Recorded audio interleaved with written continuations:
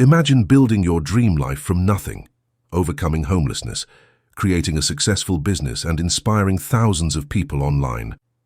Now imagine that the person sleeping next to you every night is secretly planning to end it all.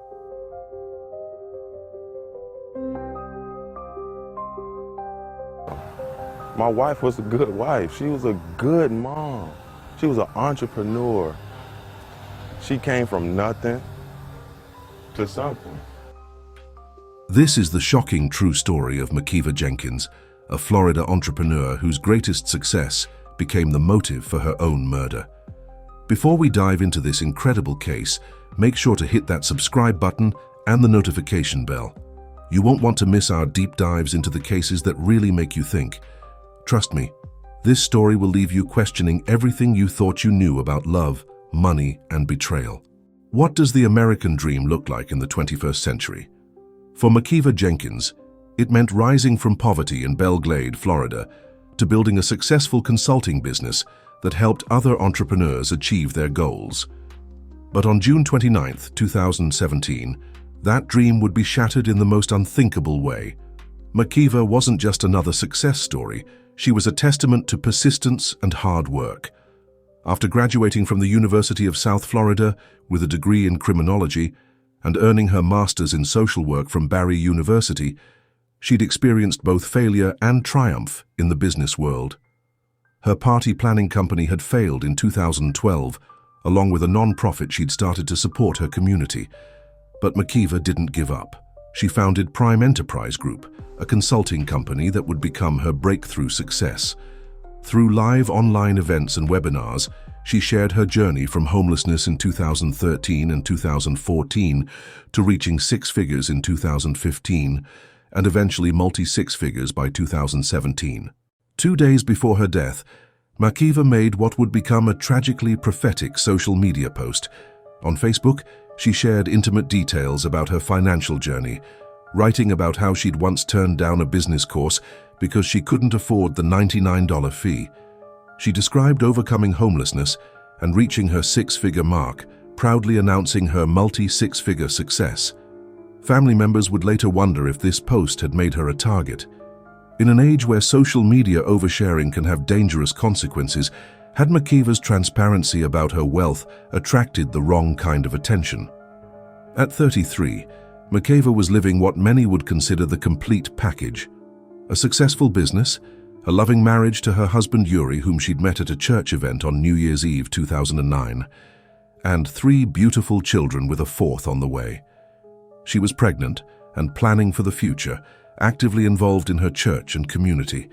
But beneath this picture-perfect surface, investigators would later discover cracks were beginning to show in the foundation of her seemingly ideal life. Thursday, June 29, 2017, started like any other night for the Jenkins family. Mackiva's 13-year-old daughter was staying with her father, while her 2 younger children, aged 7 and 1, were asleep in their beds. Around 2 a.m., the peaceful suburban neighborhood near Lantana would be shattered by events that seemed ripped from a nightmare. Yuri was in the garage, giving Mackiva's brother Marcavius a haircut, while their friend Dimitri Dale was also present. The garage door was unlocked, a detail that would prove crucial to what happened next. Without warning, a masked intruder dressed entirely in black burst through that unlocked door. His face was wrapped in fabric, and he carried a loaded revolver with deadly intent. This wasn't a random break-in or a crime of opportunity. This intruder had come looking for something specific. "Where is Quest?" the masked man demanded. Quest was Mackiva's mother's name, but she didn't live at the house and rarely visited. The 3 men, forced to lie on the ground, tried to explain this confusion, but the intruder wasn't interested in explanations. What happened next would haunt the survivors forever. The masked intruder forced the 3 men inside the house, agreeing to their request to remove the small child from harm's way. Then came the most chilling part of his plan. He demanded car keys from Dimitri, who handed over the keys to a white Dodge Charger. The gunman then went upstairs with Yuri briefly, before returning downstairs and entering Mackiva's bedroom alone. Marcavius and Yuri stood outside the room, while Dimitri waited downstairs. Then came the sound that would echo in their memories forever, a single gunshot. The masked man emerged from the bedroom and fled the house, driving away in the stolen Dodge Charger. The entire invasion had lasted just 18 minutes, but it had destroyed a family and taken the life of a promising young entrepreneur and mother. When first responders arrived after Makeva called 911, they found Yuri holding his wife, who had suffered a fatal gunshot wound to the head. Despite the paramedics' efforts, Mackiva Jenkins was gone, leaving behind 3 children and a 4th who would never know their mother. Detective Sean Oliver of the Palm Beach County Sheriff's Office immediately recognized that this was no ordinary home invasion. The crime scene told a disturbing story. Valuable items throughout the house had been left untouched, including Mackiva's laptop and electronics that were in plain sight right next to her. The only thing the intruder had taken was the car, which he'd abandoned less than a mile away on Lawrence Road. Inside the vehicle, officers found the keys and a black t-shirt, but no useful evidence pointing to the killer's identity. Security cameras in the neighborhood captured crucial footage showing the white Dodge Charger entering the area around 2 a.m. with 2 occupants, then leaving approximately 18 minutes later. The cameras tracked the vehicle north, following it to a 3 to 4 block radius, where it was eventually found abandoned. Detective Oliver made a public plea for information, asking anyone who might have seen a person walking or a car waiting in that area between 1:50 and 2:20 a.m. to contact authorities.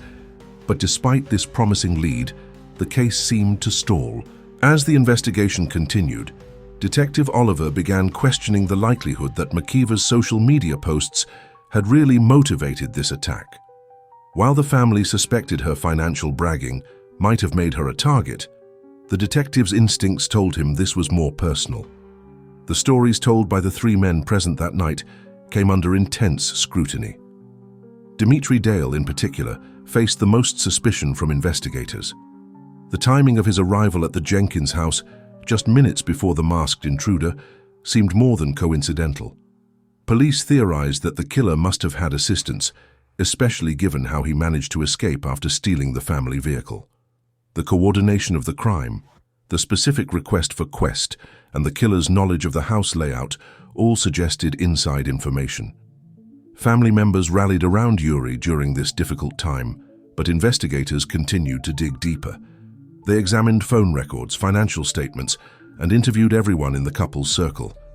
What they would eventually uncover would shock even seasoned detectives who thought they'd seen everything.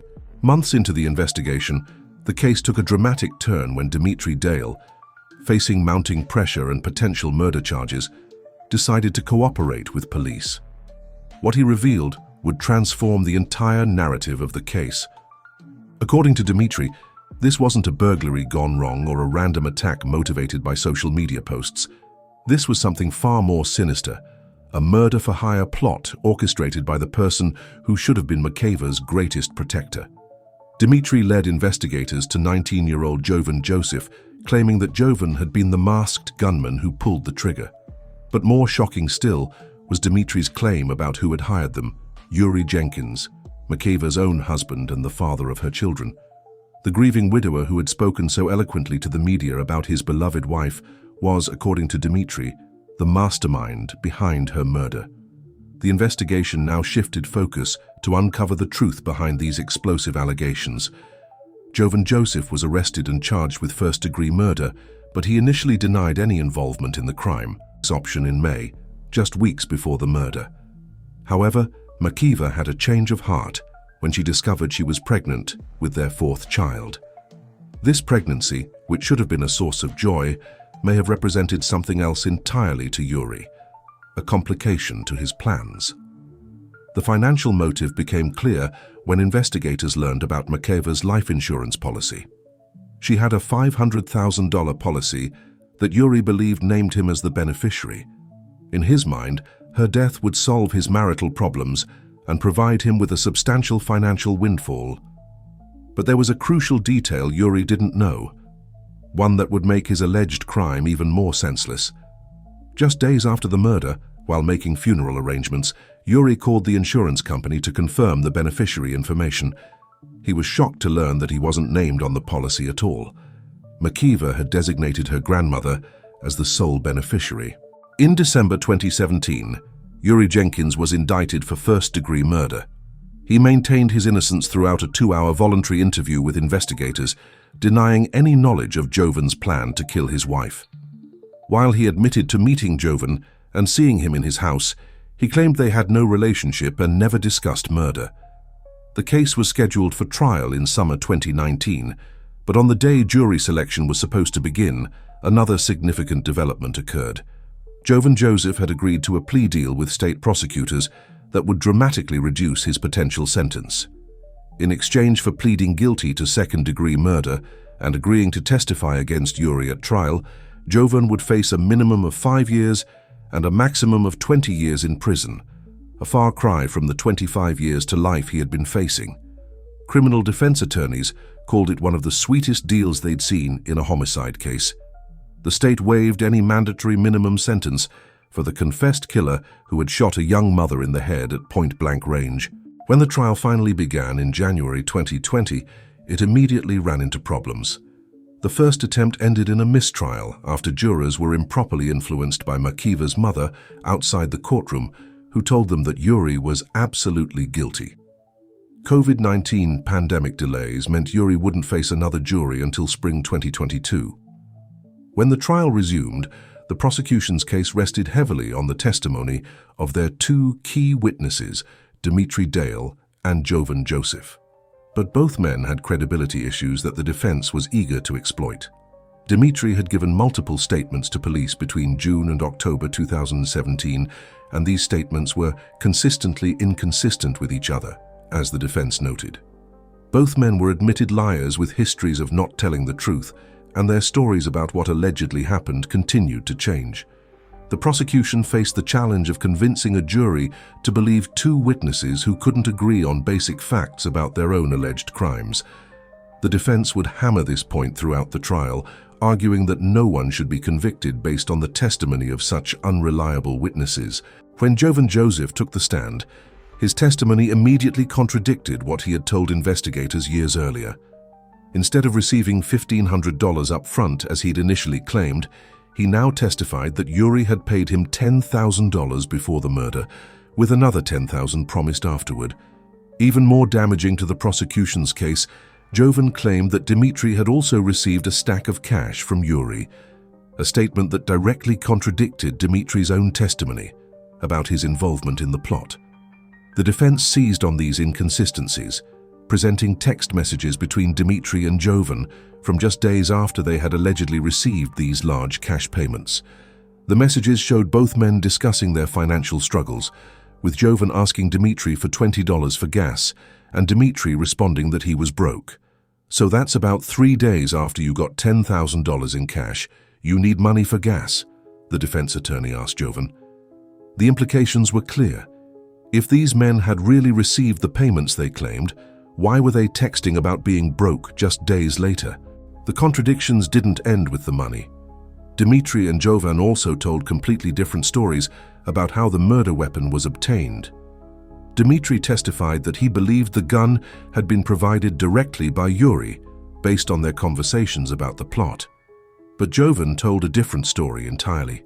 He claimed he had purchased the revolver himself from a friend for $60, based on Dimitri's suggestion to use a gun that wouldn't leave shell casings behind as evidence.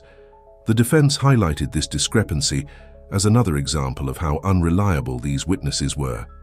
When you have substantial material conflicts from that witness stand, defense attorney Greg Lerman argued, it calls for a not guilty verdict. Despite their contradictory testimonies, both witnesses provided detailed accounts of the alleged murder plot. They described brainstorming sessions the day before the killing, discussing various methods including killing Mackiva at work, staging a traffic accident, or creating an attack that would appear to target both her and Yuri. These details painted a picture of premeditation and planning that prosecutors argued could only have come from someone with intimate knowledge of the crime. One of the most dramatic moments of the trial came when Marcavius Greer, Mackiva's brother, took the stand to describe what he had witnessed that terrible night. Overwhelmed by the testimony he had heard over the previous days, Marcavius made an unexpected detour on his way to the witness stand. Instead of walking directly to testify, he headed straight toward his former brother-in-law before being intercepted by court bailiffs. He was held back and escorted out of the courtroom, later apologizing to the judge for disrupting the proceedings. When he finally testified, Mackiva provided crucial details about the conversations he'd had with Yuri while they were both forced to lie on the garage floor. He recalled asking Yuri if the masked intruder was the same person who had come to the house earlier that day with Dimitri Dale. According to Makeva, Yuri had denied knowing the gunman. But Makeva also testified about suggesting they should do something to protect themselves and the children in the house, rather than just lying there helplessly. His testimony provided an eyewitness account of those terrifying moments and raised questions about Yuri's behavior during the attack. Perhaps the most damning evidence against Yuri came from the insurance investigation. Prosecutors revealed that Makeva had indeed discussed divorce with her husband in the days before her death, though she'd had a change of heart upon learning of her pregnancy. The $500,000 life insurance policy represented what prosecutors argued was Yuri's primary motive for wanting his wife dead. In his mind, her death would solve both his marital problems and his financial concerns in one devastating act. But the ultimate irony of the case was revealed through recorded phone calls. Just days after Makiva's funeral, Yuri contacted the insurance company to inquire about the beneficiary status of the policy. It was only then that he learned the truth. He wouldn't receive a single dollar from his wife's death. 28 days before her murder, one of Makiva's policies had been changed, and Yuri had assumed both policies now named him as beneficiary. Instead, Mackiva had designated her grandmother, Gloria Harold, who had helped raise her, as the recipient of the $500,000 payout. This revelation suggested that Yuri had orchestrated his wife's murder based on a false assumption about financial gain that would never materialize. In her closing arguments, prosecutor Alexia Cox didn't mince words about what she believed had happened. Yuri Jenkins is the reason Mackiva Jenkins is dead, she told the jury. She argued that the evidence showed Jovan Joseph was there to take one thing only, and that was to snatch the life of Mackiva Jenkins.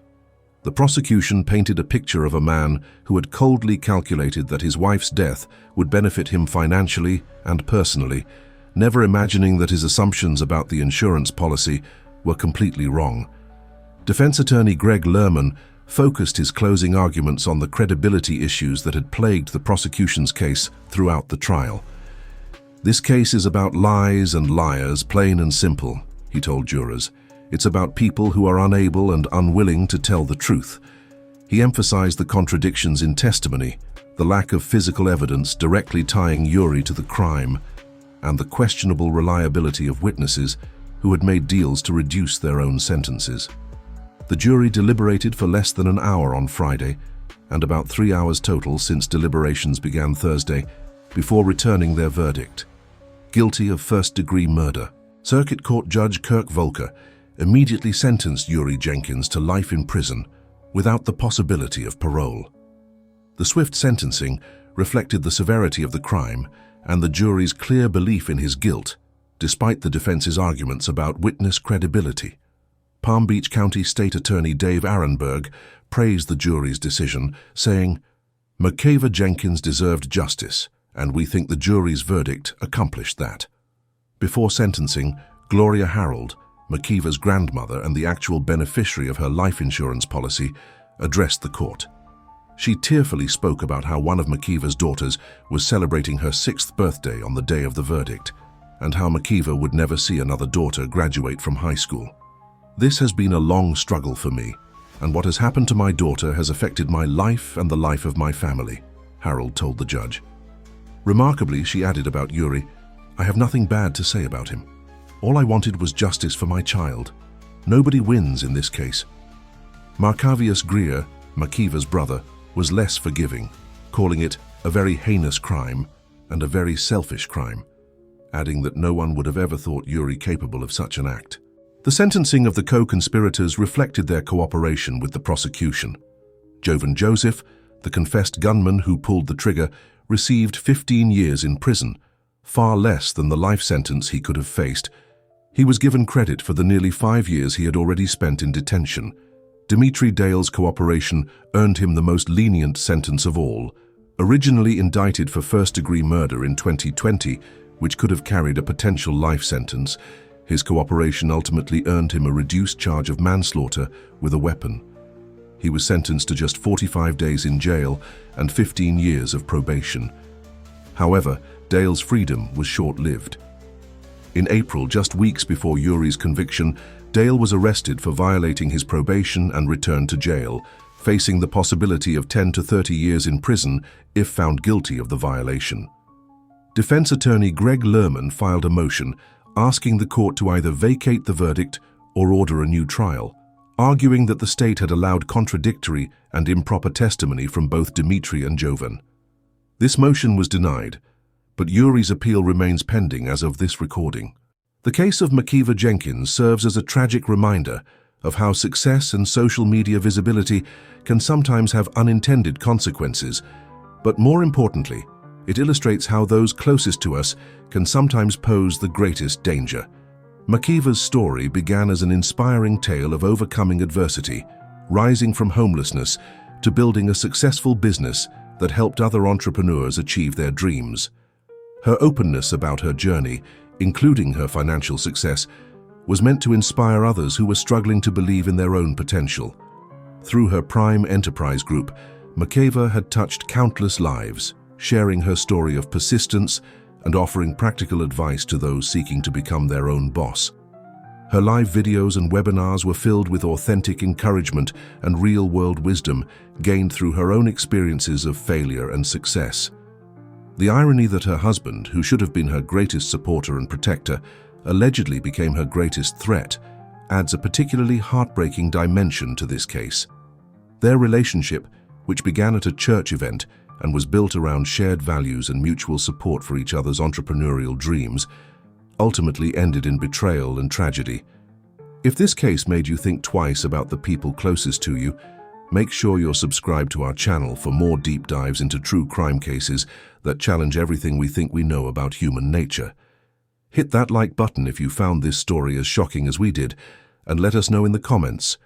What do you think was the most chilling part of this case?